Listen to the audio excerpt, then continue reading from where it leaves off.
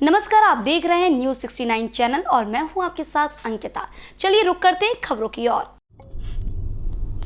नर्मदा बचाओ आंदोलन की प्रमुख मेधा पाटकर ने विस्थापितों के साथ अन्याय करने के आरोप लगाए हैं। इंदौर नर्मदा घाटी विकास प्राधिकरण भवन पर चल रहे धरने प्रदर्शन को समाप्त करके भोपाल पहुंची मेधा पाटकर ने कहा कि 37 सालों से नर्मदा बचाओ आंदोलन जारी है। इन सालों में सरकार ने विस्थापितों के साथ हर बार धोखा किया है। मेधा पाटकर ने कहा है कि पुनर्वास का कार्य बचा हुआ है, इसमें सैकड़ों परिवारों को जमीन नहीं दी गई है। 2019 में डूब के वक्त टीन शेड में रखे गए गरीब दलित परिवारों की जांच और मकान के अनुदान के लिए विस्थापितों को आज तक इंतजार करना पड़ रहा है। उन्होंने बताया कि शिकायत निवारण प्राधिकरण में न्यायाधीशों की नियुक्ति और हर तहसील में पुनर्वास अधिकारी की पद भर्ती पर इंदौर के खंडपीठ ने विस्थापितों की याचिका पर 24 अप्रैल तक राज्य शासन से जवाब प्रस्तुत करने को कहा है। मेघा पाटकर ने आरोप लगाया कि सरदार सरोवर विस्थापितों को मकान के लिए आवंटित जमीन की रजिस्ट्री न करने से मध्य प्रदेश भू राजस्व संहिता town and country planning act का उल्लंघन हुआ है। मेघा पाटकर ने 24 अप्रैल को होने वाली मीटिंग में सही निर्णय लेने का आग्रह किया है। सही निर्णय नहीं होने की स्थिति में कड़ी आपत्ति जताते हुए आंदोलन की चेतावनी दी है। न्यूज 69 के लिए भोपाल से आदिल खान की रिपोर्ट। हमारे मन से नहीं निकलना एक कठिन बात है। गांव छोड़ना, घर छोड़ना कोई मामूली खेल नहीं है। जब हमारे पीछे सब कर्मचारी लग गए और हम नहीं निकल रहे थे तो बोले कि आप जाओ, आपके लिए सरकार ने व्यवस्था किया है, रहने के लिए 3 शेड बनाया गया, आप पानी में जान हम लोग नहीं देने देंगे। हमारी ड्यूटी लगी है, तो हमारी ड्यूटी किस लिए लगी है? बोले आप लोगों को सुरक्षित रखने के लिए सुरक्षित निकाल के 3 शेड में बसेरा बसा देंगे। सरकार देगी आपको 580 और 1 प्लाट देगी। आप घबराओ मत, चिंता मत करो। जब ऐसे 5,80,000 हाँ 5,80,000 और 1 प्लाट ये देंगे सरकार, ऐसे आश्वासन दिया। आश्वासन देने के बाद में हमको निकाल के लाया गया, वाहन में सामान निकाल के डाला और 3 शेड में लाए।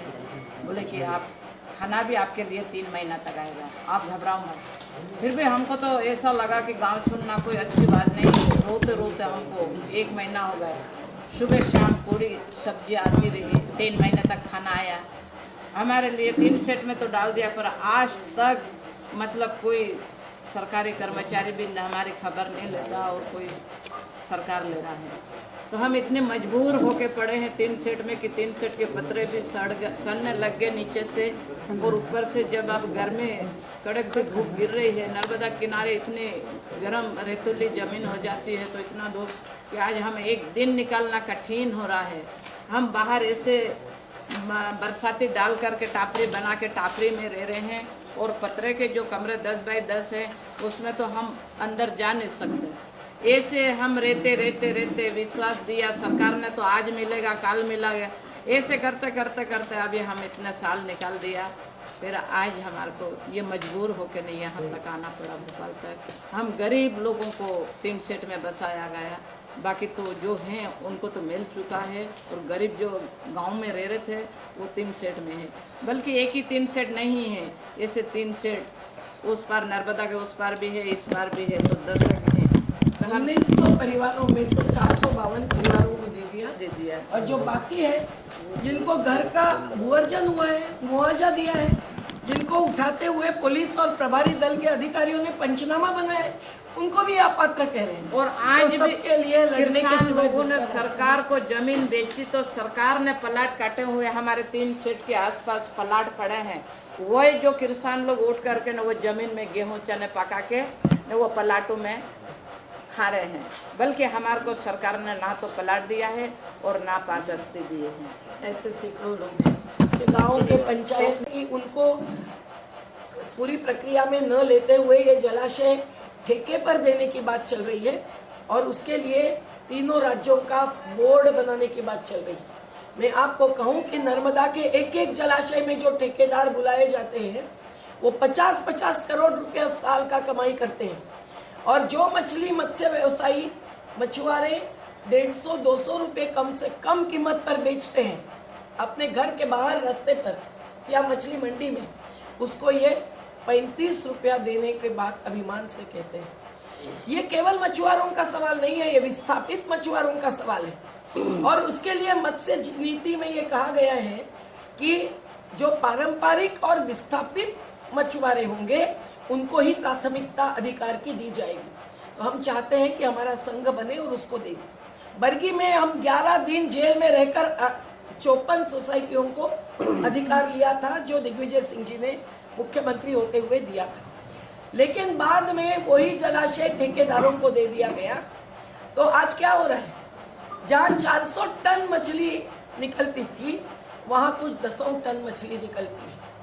तो कोई भी जलाशय का सही अर्थ में आजीविका वैकल्पिक देने के लिए उपयोग नहीं किया जाता है।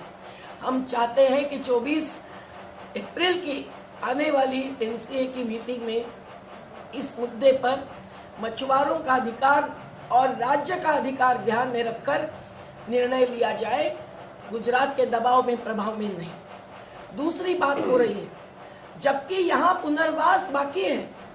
एनसीए के मीटिंग में 2009 से एनसीए नर्मदा कंट्रोल अथॉरिटी के रिपोर्ट में ये कहा गया कि 0 बैलेंस है। आपको मैं कागज दिखाऊंगी, कोई पुनर्वास के बाकी नहीं। और 2009 के बाद हजारों को हमने लाभ ले लिया, पर आज कुछ हजार बाकी है। लेकिन चर्चा एक बाजू चलती है और दूसरी बाजू नर्मदा नियंत्रण प्राधिकरण में मध्य प्रदेश का रिपोर्ट जाती है कि सबका पुनर्वास हो गया है। अब अगर नए रूप से कोई नए से घोषित हो जाए तो उनको जुड़ा जाएगा। अब नए घोषित होने के लिए 7000 अर्जियों पर सुनवाई कब होगी? 5 जजेस कम बैठेंगे। हाईकोर्ट में केस लगाई है विस्थापितों की तरफ से, तो परसों ये निकाल दिया है हाईकोर्ट ने कि 24 तारीख तक जवाब दो कि आप जजेस क्यों नहीं बिठा रहे, पुनर्वास अधिकारी के पद क्यों नहीं भर रहे। पर 24 तारीख तक जवाब देते देते ये कहेंगे कि हमारी प्रक्रिया जारी है और 24 को हो सकता है नर्मदा कंट्रोल अथॉरिटी में निर्णय हो जाएगा कि इसी तरह की और खबरें देखने के लिए बने रहे हमारे साथ, देखते रहिए News 69 चैनल। जब तक के लिए धन्यवाद।